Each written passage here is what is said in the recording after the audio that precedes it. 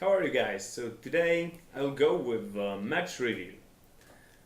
This is a $3 tournament I recently played on pokerstars. So spin&go $3. It was a 6x multiplier, so we are playing for $18. So very first hand, button moved all in. And we have hand like 10 jack offsuited, and even if it looks pretty okay, it doesn't play that good against hands that my opponent is just moving all in. Because if we look closer at his statistics, take a look, button, how he plays from a button. So far he have played 6 out of 14 hands, so not that much. From this he was raising only 2 cards, and the rest he was limping, raising with higher sizing, and he didn't push or he didn't open shove any hand. So basically if he moves all in here, it's definitely a stronger hand than a weaker one. So with our jack 10 definitely folding, I would start calling here with ace 10 plus, or pocket pair with let's say fives, probably something like that would be great. So solid fold, that's great. Raising queen jacks offsuited from the button, pretty okay. And big blind calls. So right now we have our medium pair with decent kicker, also with great backdoor and with gut shot. So it's pretty often question, should we bet with second pair or it's better to check? And I think it's all about our kicker and our equity. So if I would have a jack, let's say jack deuce, I would just go for a check, as if I bet there are plenty of better jacks in my opponent's range. But right now I have pretty good jacks, so if I bet, there are way more jacks worse than mine that could call me, so definitely betting. Also, there are gut shots like queen and 10 that could call me, so definitely it's a value bet. I checked, and this is a mistake, and this is something natural, because sometimes in game you may make different decision than in theory you would. So this is a matter of moving your theory to the know-how. So these mistakes are worth to find in your session review, like I do right now, and basically be more focused in future spots. So I went for a check, and the turn give me a straight. So definitely betting. And when it comes to picking the right sizing, when we bet for value, we should think, what worse cards can call me right now? And I think 9 and 10 might usually just fold if I bet, because these are for fourth and third pair. So we should focus on the top pair and maybe some draws like 8 or flush draw. So I think these cards are not folding if we bet around half pot, maybe 40 chips. So I think this should be my sizing. 35, I think it's a bit too little, although bet is better than a check. My opponent called, and he checks again on the river. So I want him to call me with a king. So you can think right now, what maximum sizing king would call on the river? How do you think? 100, 80, 60, 50? I think it's around 60, 70. I think that's a great sizing. I went for a 55. I think I could bet a bit bigger. And my opponent even called me with 10-4. So this is a great information for us for the future, that our opponent is pretty sticky. So right now we should just go with note that that this guy doesn't like to fold. So we shouldn't bluff him at all if we may meet him in future spots. Also, it should adjust our perception, our that's and my beliefs that 10 won't usually call the river because it called both on turn and river. So this shows us how wide we can value bet and how wide people are calling. Next hand, very interesting scenario where button limped and now small blind is raising with the pretty big sizing. So what should we do with our deuces? So taking into account, let's see how my opponent played so far.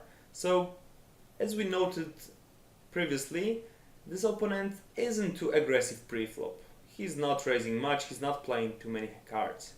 And from small blind, three-way small blind, as well, he's playing only 3 out of 9 hands, which of he's raising only he raised only 1. So it shows that this guy is pretty passive pre-flop. So if he raises in this situation, it definitely need to be one of better cards. And there are for sure plenty of cards we are flipping with, but there are also cards that are better than ours, like better pocket pairs, like 9s or 8s and above. So I don't really want to play against a range of hands where I am flipping or I am beat. So in this scenario, folding is definitely okay. We are pretty shallow, so calling to hit a set isn't a great option, as it costs us a lot, and even if we hit, we can't win much. So if we were deeper, so in tournament, in cash game, definitely worth calling, but not in spins. Folding seems to be the best option. I went for a fold, and as you can see, this opponent just decided to check fold. So this is also important information, and even if you are not in a hand, it's worth to take the information out of a hand and basically use it in your advantage in future.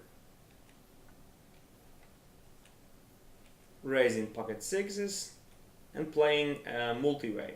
So paired ace, so there are not many ace x's in our opponent's range, because pretty often they would just raise pre-flop or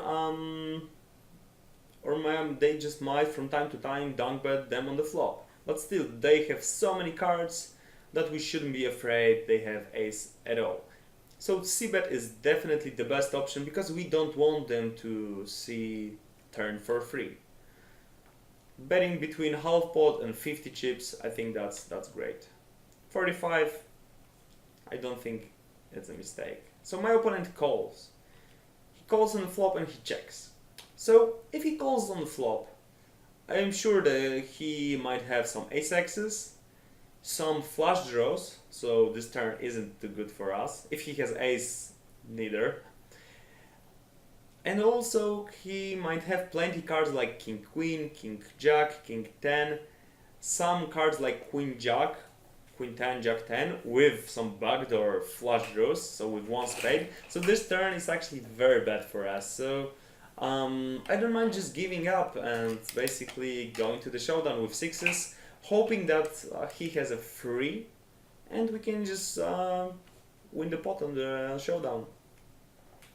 He checks on the river, and interesting, I just moved all in, which is interesting because on one hand I kind of like it, because if he checks, I don't think he has a spade. Like, I don't think he has a queen of spades, jack of spades, 10 of spades. So basically his range is pretty weak. Although, as we saw in previous hand, with 10-4 he called us pretty wide against our river bet. So bluffing in this situation doesn't seem to be a great option, as he might just not fold ace or king or weak flush. So giving up on the river is definitely fine. This bluff might work on higher stakes, but not on lower stakes. So this is too sophisticated. He calls and shows with a flush, 8 high flush. So even moving all in on the river and trying to push him out of the pot didn't work well. Next hand, button min raises, and we have queen 4 suited on the big blind, definitely calling, and he checked. So turn gives us a flush draw, so definitely we should bet. Also because whenever someone skips the c-bet, they have pretty weak cards. Because with top pair or with good second pair or with good draw, people will just c-bet. So when they check the flop, we can just attack them on the turn. But in half pot, that's great. And on the river we have top pair. So what should we do? Because we have less than pot size bet. So many of you might just think, okay, let's just move all in. But what for? From what worse cards you want call? Because it looks like my opponent has something like maybe ace king, ace queen, maybe ace 9, ace 8, maybe pocket 9s, 8, 7. So these cards are pretty weak. Besides ace queen and ace king, which beats us. So instead of moving all in, I'm totally okay with betting here very small, like 45. To let my opponent call with pocket 8s, pocket 9s, or ace high. Nice. And he just min raised, so it doesn't look too good. Especially that on the flop, I'm sure he might check at 10, which he just flat called as a slow play on the turn. And this min raise on the river, oh, it looks pretty strong. Also he might just check on the flop pocket jacks, so slow playing. The same with pocket kings or aces. Ace king and ace queen is both, these are both in his range. So against this min raise, which looks very strong, I don't mind even going for a hero fold. We have great odds, but I don't see many cards that we beat. I made a call, and he showed up with king 7. So actually, as you can see, theory sometimes can differ with the practice, and yeah, it's worth to see what's the difference in your perception when it comes to perceiving these min raises on the river, or with what cards he might call you on the turn, because I wouldn't suppose that, hey, he will call me with king high. But it looks like this is what people do. I used to play on higher stakes, so this place might be kinda like unusual for me. But if you play on lower stakes, you need to get used to with tendencies of your opponents that you play on daily basis. So that's why much review is also very important, because you can see showdowns and basically adjust your thought process to showdowns. You see.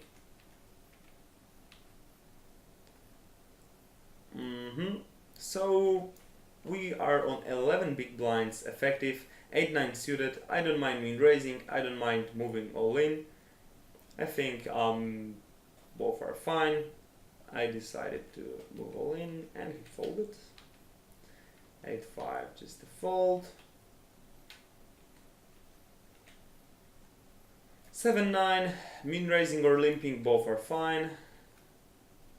And just a min raise, so putting additional 30 chips is totally okay with hand which has some straight possibilities. But ace king board, definitely smooth, just giving up. Pocket fours, so the simplest play with low pocket pair is to just move all in. And interesting spot where our opponent raises from the bottom. And if you put a closer attention to cards your opponent shows, you will remember that he shows up with king 7 offsuited in previous hand, which he opened from a bottom. So if we believe our opponent is opening hand like king 7, he is opening so many cards that definitely moving all in here with ace 4 is a great play. And he raise calls us, with queen 10. So basically we're slightly better pre-flop, and river helped us to reach the heads up. So first hand our opponent folded, and this is obviously very important. If on first hand our opponent folds, we need to be aware that he seems to be pretty tight. And if you remember his stats from freeway, he wasn't playing too many hands from freeway small blind or freeway bottom.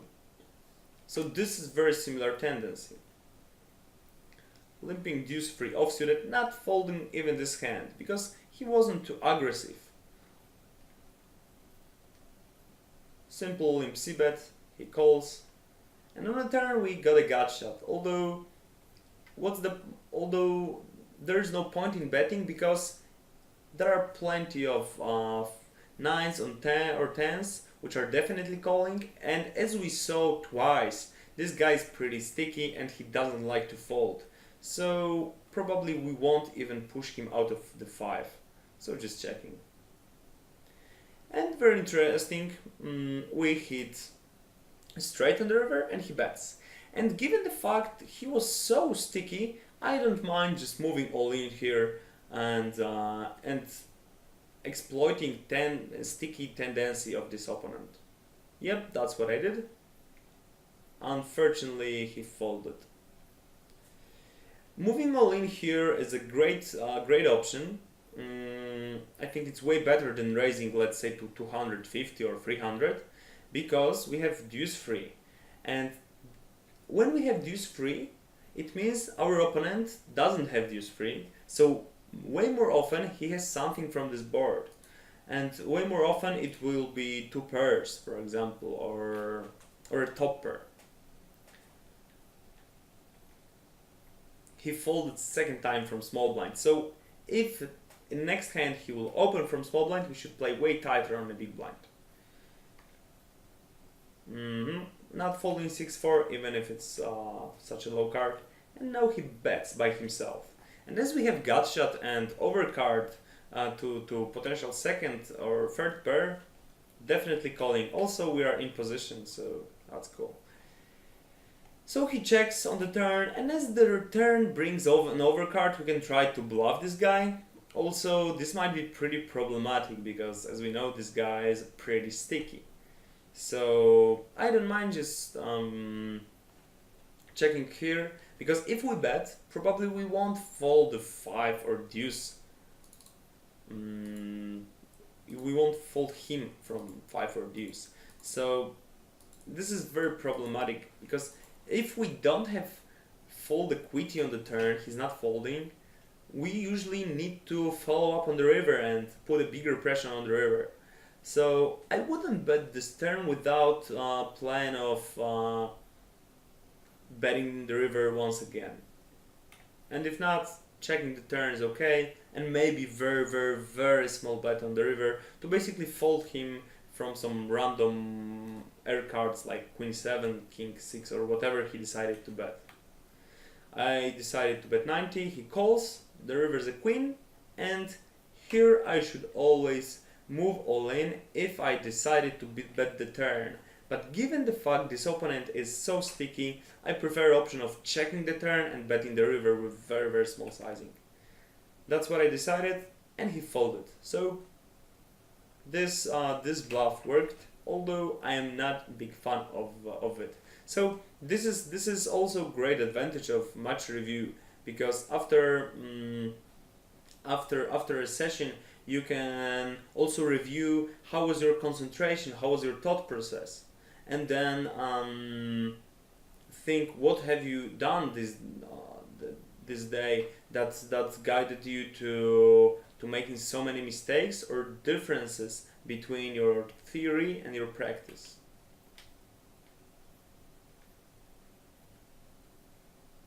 Opponent moved all in and I folded.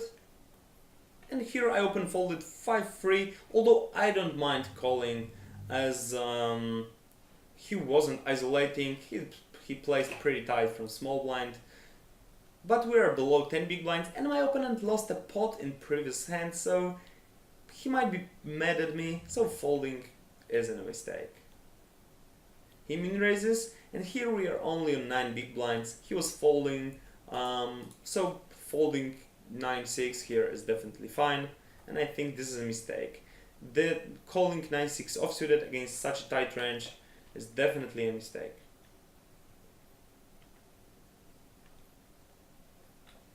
Decided to min raise king 3. I think that's fine. We haven't been min raising yet, and he folded.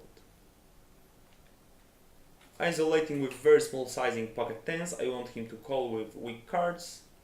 He called. So board is pretty is paired, although it contains flush draws, so many gut shots. So definitely we should bet. Especially this opponent didn't show up with any aggressive tendencies, so we can just pick pretty small sizing like 55 or 45 to basically let him call with wider range of hands. Okay, I went with 48, he called, and turn opens a flush draw. It also opens a gut shot for 4 and 5, so just moving all in on this turn sounds very nice. That's what I did. Unfortunately, he shows up with the trips, and we lost. So next hand, deuce 4, still playing this hand, as my opponent is not isolating me, so I don't mind. Yep, just folding to a dunk bet. Previously, he dunked the flop and called the turn, so it tells me he had something when he did it. So I don't mind, especially with deuce 4, we doesn't have any equity, so winning by folding. We didn't invest much, we can just give it up. Isolating queen jack, that's perfect. Hey, we have top pair, so here on this flop I'm sure he would call 10 or queen or gut shot to any sizing, but I want him to call more than that. So let's think, for example, king 8 or king 7 or something like that. To what sizing it would call? And I think like 80 or 90 is the option, or even 75. Also, checking might not be a bad idea, as my opponent definitely has some low connectors like 6-7, 7-9, as he showed up in previous hand, or 3-4, something like that. And even if we check, as you can see, the pot is pretty big compared to our stack size. So we can easily, if it goes check on the flop, we can easily bet the turn and move all in on the river. I decided to bet small, he called, and the turn is king. So I wanted my opponent to call king 7 or king 8, and this turn doesn't help me too much. So he didn't raise me on the flop to this small sizing, so it totally looks like he doesn't have a queen. Probably a 10 or some gut shots. And this king actually completed jack 9, completed king 9, and if I bet, probably 10 would fold, and my opponent would only continue with a king. But he checks. So if he checks, I'm sure he doesn't have a king. King would always bet. So most of my opponent's range is a 10. So now's the question: what sizing I should bet to let my opponent call the 10? And I think it will be, as he showed up with calling pretty wide previously, I think it might be okay if we bet like 150 or 160. And I decided to even move all in, and I think this sounds pretty interesting, because definitely we were the best. But the question is, if he really gonna call me with a 10 here. I think 180 is definitely okay. With overbet, I think it might put too much pressure on him, and he folded. Still calling queen 6, min raising would be a great option as well. And with top pair and weak kicker, checking here is okay, especially that he was done betting previously. So if he checks right now, his range is basically weaker. So we can just check and let him hit something on the turn. Also, we don't really want to bet 3 times with queen 6, as this is pretty weak kicker. So I would rather him to hit something on the turn if we check. The turn is a total blank, it doesn't change anything, and he still checks. So actually checking here again sounds like an option, although betting to get some value from Jack 10, Jack 9, 9, 10 or 8 sounds cool. I checked and he bets the river, so obviously just calling, and whew, we lost the minimum.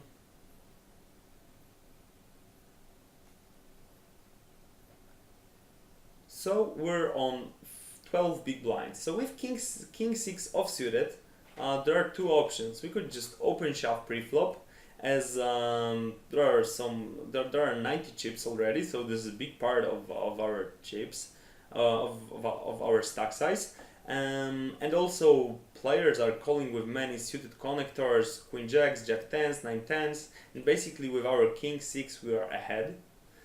Although advantage of limping is that my opponent wasn't isolating so far, so I think both limping and moving all in sounds very nice.